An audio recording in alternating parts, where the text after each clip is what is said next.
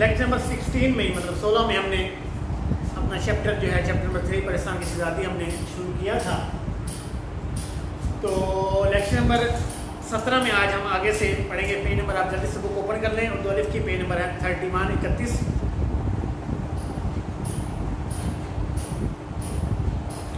नीचे से second last para.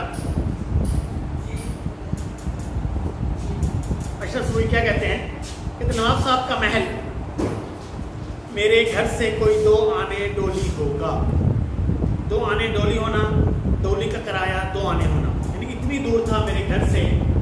सैयदानी बीवी बताती है कि उसका किराया 2 आने लगता था अगर मैं वहाँ तक पैसे देकर जाती, क्योंकि मैं तो जिन के साथ या फिर सीओ के साथ जाती थी जो मुझे ले जाते थे। अगर मैं मतलब किराया देकर जाती तो मेरे 2 आने खर्च होता। काजीवाड़े से निकले, मालिक का नाम है, खानम का बाज़ार आया। पहले तो मुझे कुछ ख्याल ना आया, जब बहुत देर हो गई और हट्टों बच्चों की आवाज़ ना आई, बाज़ार के चिराग भी झलकते हुए रोशन हुए दिखाई न दिए, तो पर्दे की चरी खोली, दर्ज खोली। अब जो देखती हूँ तो जंगल साए साए कर रहा है, वीरानी का राज होना, पेनिस को जैसे पहिए लगे हुए हो, पहिए लगना बहुत तेज रफ्तार होना, उड़ी चली जा रही है। कलेजा थक से हो गया सहम जाना, बदन में सनसनियाँ आने लगी, बदन सुन हो जाना, हाथ पांव ठंडे पड़ गए, गशी का आलम होना। ये क्या गजब हुआ, ये मुए के हार कहाँ लिए जाते हैं। मुए मरने के काबिल के हाथ डोली। इस जंगल में कौन सी सरकार है, लेकिन मरता क्या ना करता, यानी मजबूरन दिल कड़ा कर हिम्मत करके मैंने अपनी आवाज़ निकाली और पूछा, है कब वक्त हो, मतलब बदबख्त बुरी किस्मत वालों, मुँह से तो फूटो, बोलो मुझे कहाँ ले जाओगे। अरे वो तुम्हारी कौन सी सत्यानाशी यानी बर्बाद होने वाली सरकार है। वो जब अकेली थी तो घबरा गई, ये क्या मेरे साथ बन रहा है। तो फिर जो मुँह में आया वो बोलती गई। हंसते हुए किसी ने जवाब दिया, सैयदानी भी खफा क्यों होती हो, खफा नाराज। बादशाह सलामत ने बुलाया है, कोई दम में कोई देर में महल्लात दिखाई देते हैं। ऐसा मालूम हुआ जैसे कोई पालकी के पास बोल रहा है। मुंह निकाल कर जो देखा तो बेगम क्या कहो, एक बेढंगी बेचाकी मतलब बेढंगी की शक्ल का आदमी था। बकरे का सा मुंह था उसका और घोड़े की सी टांगे, यानी कि मुंह बकरे ऐसा और टांगे घोड़े वाली, और पालकी आप या खुद ब खुद चली जाती थी। ना की हार थे, ना डोली थी, ना की हारियाँ, ना डोली उठाने वाले। अब तो डर के मारे मेरा दम घुटने लगा, सांस बंद होने लगा, आंखें बंद कर ली तो कलमा पढ़ने लगी। ढेर होकर रह गई, इकट्ठी होकर रह गई। मिनट 2 मिनट के बाद, थोड़ी देर के बाद फिर हिम्मत की कि अवल मरना आखिर मरना, मतलब मरना तो है, जो मर्जी कर ले, जितना मर्जी मैं जी लूँ, फिर मरने से क्या डरना। और ललकार कर बोली, पुकार कर बोली, अरे जवानी में मरने वाले तो कौन है, जिन या भूत। याद रख मैं सैयदानी हूँ, मैं सैयद हूँ, मुझको बता नहीं तो जल कर राख इनके सुआ हो जाएगा। भला चाहता है तो मुझे यही उतार दे। उसने कहा, सैयदानी भी घबराओ नहीं, हम और हमारा बादशाह सैयदों को बहुत मानते हैं। खातिर जमा रखो, हौसला रखो, कोई तकलीफ नहीं हो। हमारी शहजादी की शादी है, कपड़े सी कर चली आना, जितना ही मांगोगी इनाम मिलेगा। तो लो देखो वो सामने हमारे बादशाह का महल है।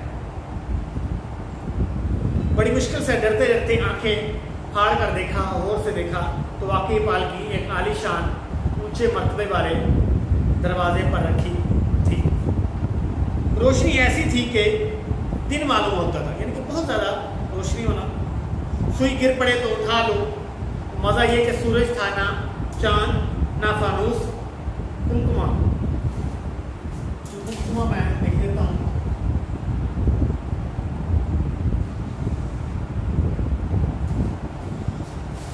फानूस कहीं नजर आते थे, ना लालटेन, लैंप, चौबदार, पहरेदार, बारीदार दरबान। मर्द हैं इधर के उधर, उधर के इधर दौड़ रहे थे। आसमान पर से अजब अजब तरह तरह के बाजों की आवाजें आ रही थी। ये तमाशा देखकर मैं सारी मुसीबत भूल गई। मैं हैरान थी, ये किस बादशाह का महल है? ना ये गहमा गहमी, ये रौनक तो हमारे बादशाह के यहाँ भी नहीं होती। किस्से कहानियों में जैसे परियों का जिक्र सुना है। एक ऐसी परी शानों पर बाल, शानिकंधों पर बाल बिखरे हुए, बाजुओं पर मेरे पास आई और महीन आहिस्ता आवाज में कही, बोली, सैयदानी भी बड़ी राह दिखाई, यानी इंतजार करवाया। हमारे बादशाह और बादशाह बेगम कब से तुम्हारा इंतजार कर रहे हैं। आओ चलो मैं तुमको महल के अंदर ले चलूं। मैं पालकी से उतरी और चादर को अच्छी तरह ओढ़ इस तरह इस परी के साथ साथ चली कि क्या कहूँ, अंदर क्या बहार थी। हजारों परियां, गोरे गोरे रंग, बूटा सकत, मुनासिब जर्द पर चमकीले कपड़े, हंसती, सुहेली, मजाक करती, अहली गहली इतराते फिर रही थी। चमन ऐसा कि ना देखा ना सुना। एक दरख्त का तना, हर दरख्त का तना चांदी का, सोने की शाखें, ज़ुमरद यानी कि सब्ज़ मोती के पत्ते, फलों की जगह कहीं लाल यानी कि सब्ज़ मोती लटक रहे थे, कहीं नीलम, ये कीमती पत्थर, कहीं पखराज, ये भी पत्थर। फूलों पर ये आलम था जैसे हीरे चमक रहे हों, ये भी पत्थर है। कलियां यानी अनखिला फूल थी के सुराईदार मोती, सुराई लंबी गर्दन वाला बर्तन। बू से, खुशबू से दिमाग महक जाता था।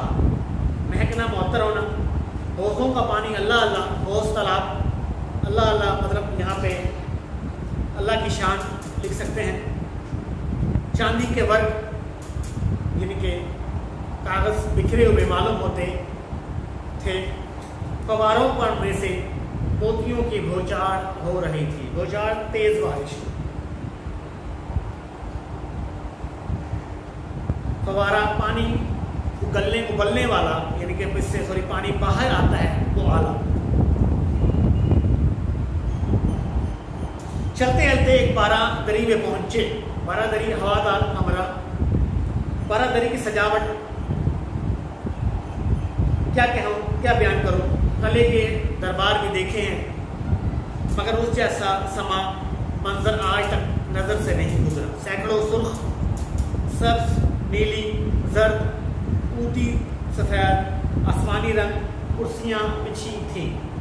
रंग बिरंग के बलौर की थी, बलौर शीशा या किसी और चीज़ की ऐसी शफाफ के आर पार निगाह गुजर जाती थी। आर पार उन पर हसीन हसीन परी जात यानी परियों की औलाद जगमगाते लिबास पहने हुए खुस्से से बैठे थे, मज़े से बैठे थे। बीच में एक नमगीरे साइबान के नीचे एक बड़े याकूत के तख्त पर, याकूत सुर्ख मोती, इस पर हीरे और पत्ते, इस पर हीरे और पन्ने की पिचकारी का काम था। पिचकारी, नकाशी, पन्ना, गोटा। बादशाह और बादशाह बेगम अजीब शान से बैठे हुए थे। बादशाह बेगम के पहलू में करीब में एक लड़की जो कोई 14-15 वर्ष की, जैसे चेहरा जैसे 14वीं रात का चांद, जुल्फें खुली हुई, कई रंग के पर ऐसे चमकदार के आंखें नहीं ठहरती थी। आंखें ना ठहरना, रोशन चीज पर आंखें न रुकना, सर पर नींद एक छोटा ताज रखे बैठी थी। तीनों की पोशाकें, लिबास यहाँ पोशाकें हैं जमा है तो आप देखेंगे अलबसा, लिबास की जमा है।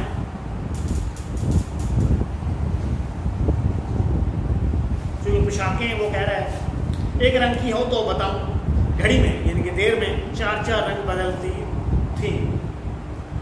मैं आगे तो बढ़ रही थी मगर हाथ पांव कांप रहे थे, डर से नहीं हैरानी से कि या अल्लाह ये कौन लोग हैं, मैं जाग रही हूँ या ख्वाब में। ये प्रस्थान की सैर है, अगर आगे अगर जागते में कोई परी या देव मुझे यहाँ उड़ा लाया है तो देखिए घर उल्टा जाना भी होता है या नहीं। अगर मैं जाग रही हूँ या ख्वाब नहीं हूँ, ख्वाब नहीं है तो जो मुझे यहाँ लाया है पता नहीं अब मैं वापस घर मुझे पहुँचाता है या मैं घर में पहुँचती हूँ या नहीं, मुझे तो इसी चीज़ की फिक्र है। इसी सोच में तख्त के पास पहुँच गई। बादशाह मेरी घबराहट देखकर मुस्कुराए और बादशाह बेगम ने मुझसे कहा आओ सैयदा नबी आओ, मिजाज तो अच्छा है, तबीयत तो यानी ठीक है, मैंने सुना है कि रास्ते में तुम बहुत डरी। मैं बोली हजूर को दुआ देती हूँ, हजूर डरना कैसा, वो तो अल्लाह ताला ने मदद की, नहीं तो जान निकलने में कसर ही क्या रह गई थी। कसर कभी सदके मौला के नाम पर यानी कि अल्लाह के नाम पर बादशाह और सारे दरबारी सरू की तरह सीधे खड़े हो जाना। सरू का एक दरख्त होता है और बादशाह फरमाने लगे सैयदा नबी तुम जानती हो हमारे यहाँ इस नाम की कितनी इज्जत है, यानी कि सैयदों की वो बहुत ज़्यादा इज्जत करते थे। मैंने दिल में खुदा का शुक्र अदा किया, चलो जो कुछ भी हो ये लोग हैं मुसलमान, अब किसी बात का डर नहीं। बादशाह बेगम हमको गुनाहगार न करो, ये बादशाह बेगम बोली, कुर्सी की तरफ इशारा करके बोली बैठ जाओ। हाँ तो तुम डरी क्यों थी? मैंने कहा सरकार डरने की बात क्यों न थी, एक अकेली और दूसरी सुनसान जंगल, दूसरे सुनसान जंगल, फिर जो मेरे साथ था उसकी सूरत ऐसी डरावनी कि मेरे ओसान होश जाते रहे। ये सुनकर शहजादी खूब हंसी और बोली अम्मा बेगम बकर गधा बकरे और गधे का इम्तिजाज लिख देता हूँ मैं।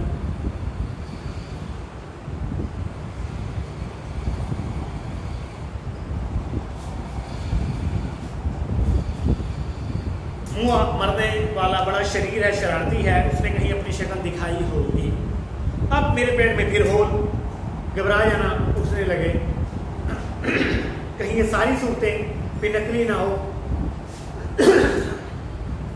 और बबूला कर घबरा कर देखना, चारों तरफ देखने लगी। बादशाह बेगम समझ गई कि शहजादी की बातों से सैयदानी के दिल में हमारी सूरतों की तरफ से कुछ शुबा हुआ है। वो मुस्कुरा कर बोली सैयदानी भी डरो नहीं, हमारी सब की शक्लें असली हैं, बल्कि परी जातों की यानी कि परियों की औलाद की सारी ऐसी ही खूबसूरत शक्लें हैं जैसी तुम देख रही हो। मेरी लड़की सुहेल परी ने जिसका जिक्र किया है वो जिन है, और जिन अलबत्ता वज़ा तरह तरह की शक्लों के होते हैं। खातिर जमा रखो, गुस्सा रखो, तुम्हारे सामने कोई जिन या देव पूरी सूरत बनाकर नहीं आएगा। इतने में खानों के खान उतरने लगे। खान थाल खासा चुना गया, खास लोगों का खाना किया गया।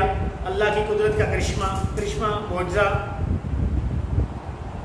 एक बारिश एक हाथ इतना उतर के पौधे फलों और फूलों से लदे हुए थे, खुशबू की लिपटें लहरें आ रही थी,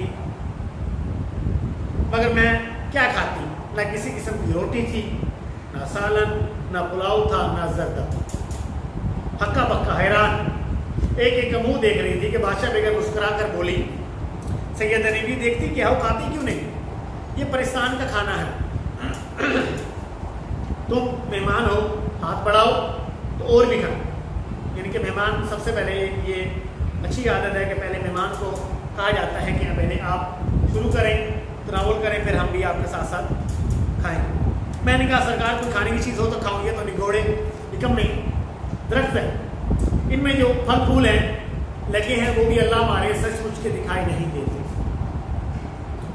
शहजादी उलट शौक ने मेरे इस कहने पर फरमाइशी, किसी के कहने पर कह का जोरदार हंसना लगाया और कहने लगी सैयदा ने भी जैसा सुना था कि आदमजाद यानी आदम की औलाद बड़ा भोला है, सीधा साधा है, तुम्हें वैसा ही पाया। तो बिस्मिल्लाह अल्लाह के नाम पर या अल्लाह का नाम लेकर कोई फल तोड़ो, कोई खाओ, तो जिस चीज़ का दिल में ख्याल करोगी वही मज़ा आएगा। बेगम यकीन मानो एक जर्द जो फल तोड़ कर मैंने मुंह में रखा, क्या कहो, दिल्ली में तो किसी ने ऐसे जायके का बोनट पुलाव खाया ना होगा। मीर साहब की बीवी बोनट पुलाव जो घर में छोड़ के गई थी वही पहले याद आया। बड़ी लड़की जो मीर साहब के घर में थी बोली, कले में तो आप बहुत जाया करती थी, क्या वहाँ भी कभी ऐसे मज़े का पुलाव नहीं खाया? सैयदानी बोलती हैं, हुसैनी बादशाह के खास रुकाबदार यानी आला किस्म के बावर्ची के हाथों के बड़े बड़े तारीफी खाने 20 मरतबा खाए होंगे, 20 बहुत मरतबा, मगर बीवी वो बूबास, वो खुशबू, वो आबो नमक, वो जायका ही कुछ और था। हाँ तो बहन बस फिर क्या था, जो खाने थे बल्कि जिनका नाम ही सुना था उनका ख्याल करती गई और अल्लाह का नाम और अल्लाह तेरी शान वही मज़ा आता गया। कुछ अपने यानी हैरानी की बात थी कि जब एक फल तोड़ती दूसरा उसकी जगह फौरन आ जाता। फिर हाँ, फूलों कलियों को जो चखा, मिठाइयाँ थी ऐसी ऐसी नफीस हल्की खुशबू जायका के हर निवाले हर लुकमे में रूह ताज़ा होती चली गई। मज़ा दोबाला होना, रूह ताज़ा होना। प्यास मालूम हुई तो पानी का ख्याल आते ही याकूत का गिलास खुद ब खुद आकर मुंह से लग गया। याकूत का गिलास ऐसा हबाब बुलबुला के बाहर से पानी झमझम चमकता दिखाई देता था। डर के मारे मैंने जोर से मुंह भी नहीं पीछे दबाए कि कहीं किनारा टूटकर मुंह में ना चुप जाए।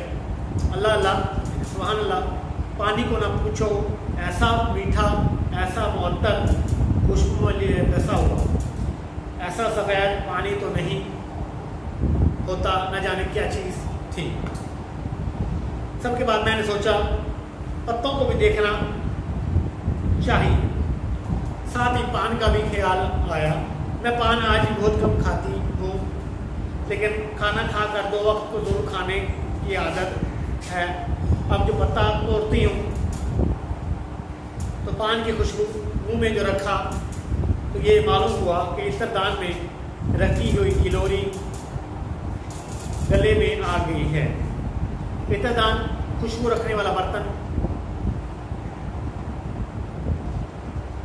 गिलोरी बना हुआ पान गले मुंह में आ गया है। कहते हैं कि मोहम्मद शाह रंगीले की कोकला बाई जैसा पान खाती थी। ये मोहम्मद शाह रंगीले की बीवी का नाम है कोकला बाई। लाल कले में तो इससे पहले ना इसके बाद किसी को नसीब हुआ, मगर मैं कहती हूँ कि अगर वो इंसान के इस पत्ते को एक दफ़ा सूंघ लेती यानी कोकला बाई तो सारी उम्र सर धुनती रहती, दाद देती। मुश्क व अंबर ये दोनों खुशबू हैं, पड़े हुए खत्ते पान और सच्चे मोतियों के चूने का पान भी इसके आगे बेहकीकत था है।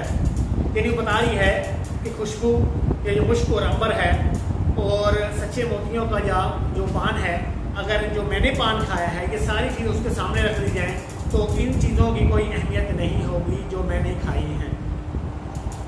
जब सांस लेती थी नहीं से नहीं खुशबू की लिपटें आती थी। तो बेटा आज के लिए इतना ही। आप डायरी लिख लें।